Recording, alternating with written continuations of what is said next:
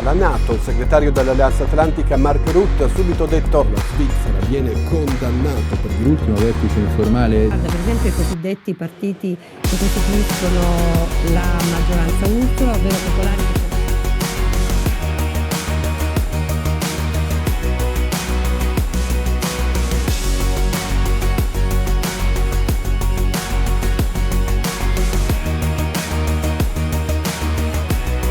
Podemos destacar que en España, además de preocuparnos el mundo